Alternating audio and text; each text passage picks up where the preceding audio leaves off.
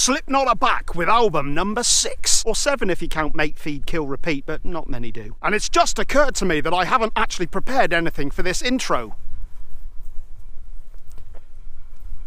Ding da, ding da, ding da, ding da, ding da, ding da, ding.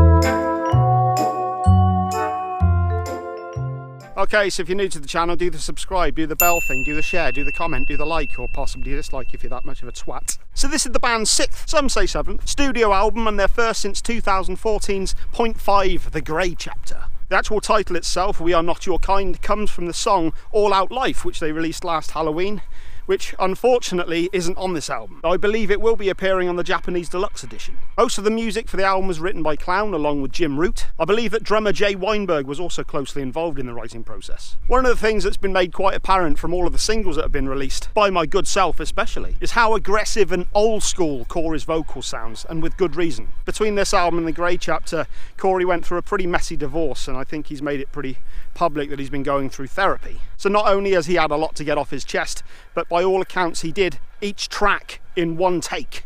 So it's really amped up the authenticity of each track. But there's 14 tracks to get through, so let's spare the fudge. Review in 4, 3, 2, get on with it. First up we have Insert Coin, and this is the first of 3 interlude pieces that weaves its way throughout the album, each of them written by Clown, apparently when the rest of the band were recording some of the other tracks. This song acts as a precursor to Unsainted, but we also get the line, I'm counting all the killers, towards the end of the tune, which will of course appear later in Solway Firth. The next 2 songs, Unsainted and Birth of the Cruel, I've already done reviews for. If you've already seen them, well done. If not, go ahead, treat yourself.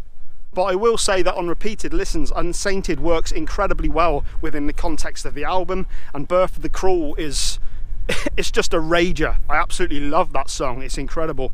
So heavy, so aggressive, just classic Slipknot. Sounds awesome. Next up we have the second interlude piece, Death Because of Death. Pretty much instrumental looping, with also the looping of the words death because of you. I didn't do anything. Which brings us nicely to Nero Forte, a song that is packed full of great riffs and pummeling drums, courtesy of Jay Weinberg, who I personally think does an absolutely stellar job. I have to say that initially I was not a really big fan of this song.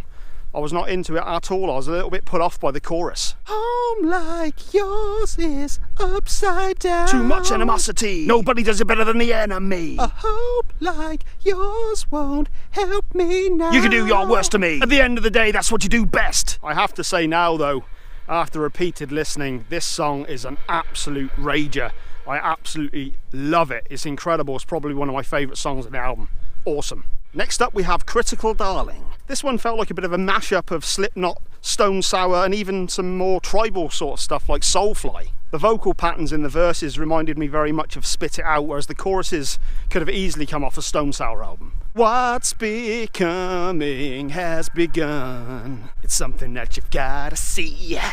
We lie and say that it's too late for some redemption. What is coming has begun. Stop the singing, mate. There's a reason to review albums and don't make them. And then I will live to see. There's a massive fucking plane.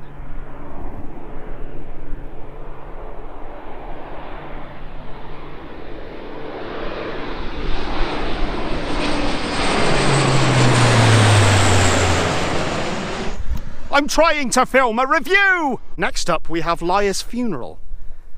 A good portion of this song felt very much like a spiritual successor to Snuff from All Hope Is Gone. Tales of a depressed mind permeate throughout the lyrics. Yesterday was hard, tomorrow's just a promise of the same.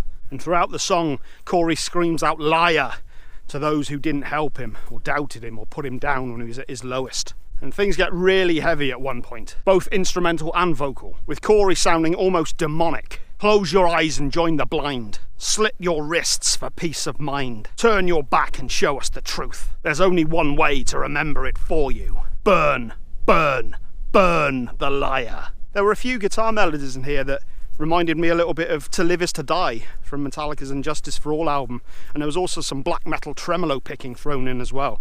Pretty damn good tune, dark as hell. Next up we have Red Flag, and this one delves straight back to the old school thrashier side of Slipknot. The bridge section especially, for this absolute banger of a song. Aggressive from start to finish, furious. The next track is What's Next, and this is the third and final of the interlude pieces, and this segues perfectly into Spider's segue, I meant. This one has a very percussive, in both drum and bass, feel to it, and it has this keyboard line going around it that kind of has it sounds a bit reminiscent of John Carpenter's Halloween theme. A more experimental side to the band for sure, and one that maybe embraces some of their 80s influences like The Cure. The spiders come in side by side, 2 by 2 and night by night. Who is food and who is thrown away? I could really imagine Jonathan Davis from Korn singing on this song. And this is another one that I wasn't initially that taken with. I've listened to it a few times. I do think it's a good song. I do enjoy it. It's probably one of my less favourite songs on the album now. Though I will say it has some interesting bass work on the bridge section. It has a particularly trippy guitar solo. Next up we have Orphan. Things start off slow on this one before a riff kicks in that's not dissimilar to Heretic Anthem from Iowa. And Jay Weinberg does an admirable job on the double bass, it has to be said. And we also get some very wobbly death metal style guitar thrown in. I think this was the first song that was actually written for the album, and some of the lyrics deal with an overdose that Corey had when he was a teenager. And apparently rather than the people he was with taking him to hospital, instead they put him in a dumpster. There's still a part of me that is dying in a dumpster. The one who rose is a motherfucking monster. I really love the gnarly sounding guitar on the bridge section that leads nicely into Everyone Has Something. Someone here has everything. Another great track. Next up is My Pain, another song that sees the band exploring new sounds and textures. It takes a good 2 minutes for things to even get going with ambient pads, instrumental looping and a glockenspiel, while the hushed vocals are truly expressive. Pain, she loves me, wants me to be, less scared of pain. Not necessarily the sort of song that you'd expect from Slipknot, but I thought that it worked very well. Penultimate song is Not Long for This World. Almost a Tool vibe on the intro to this one. Soft percussion, ambient textures. As Corey reveals, cutting and scratching scar the same. Angles up, edges are soft. Broken veins. I know I'm bitter, full of rage. You'll be too what I've been through. All is just a difficult stage. Things get heavier for the chorus, with a riff that to me wouldn't have sounded out of place on Mastodon's The Hunter album. But it's not until the bridge section where things really amp up, with Corey screaming. You don't seem to get what I'm saying, and I'm sick and tired of explaining. Much like Spiders, I didn't find that this was a bad song, but it wasn't one of my favourites on the album. And finally we have Solway Firth. I've already done a review for this album, but I can say quite honestly that this song has gotten better every single time I've heard it. It's an absolute amazing song. I love the experimentation on it. I love the darkness, the heaviness. And while I was reading through interviews to try and get some information for this review, I found out that apparently when Clown heard the line, "You want a real smile? I haven't smiled in years." He insisted that they be the final words that everyone hears on this album for a fittingly heavy close to an album that is quite frankly a real, true return to form. In terms of a score, I'm going to give it an 8 out of 10. What? For now. Is this the best Slipknot album? Well, no. But is it the best version of Slipknot we've heard in many a year? Fudge yeah! Tracks like Unsainted, Birth of the Cruel, Nero Forte, Orphan, Solway Firth are without a doubt some of the best songs we've heard from the band in years and are genuinely exciting to listen to. However, songs like Spiders, My Pain, Not Long for This World are perfectly good songs, and I admire the band's dedication to experimentation, but I do feel that these ones may take a little while longer for me to ingest properly. So that's why I'm going with a score of 8 out of 10 for now. There is absolutely some fantastic songs on here without a shadow of a doubt. Some of the best stuff we've heard from the band in years, but this is definitely one that I'm going to be returning to at my end of the year list, and I will definitely reevaluate it then. But there are some truly exciting songs on this album, and they are a real joy to listen to, and they really get that adrenaline pumping. And yeah, great job, really awesome job from Slipknot, and it's great to have them back in such awesome form. So that's the album, and that's my thoughts on it. But what have we got coming up next? Well, Tool, of course, released the title track for their Fear Inoculum album, and I've listened to it a few times.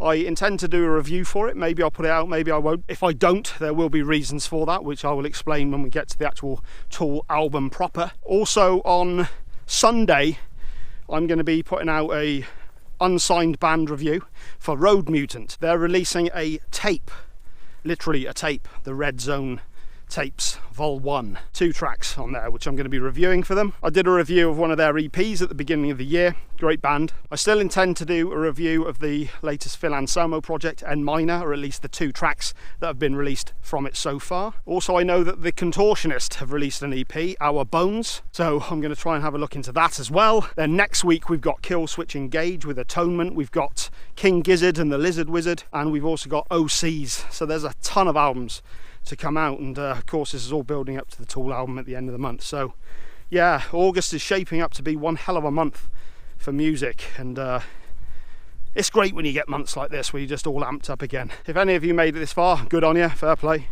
I barely did myself. But yes, it's getting late. I've been out here for a long time, and it's high time that I got my ass back now and started doing the edit for this damn video. This beautiful video. Don't diminish the product, Ben. So I will see you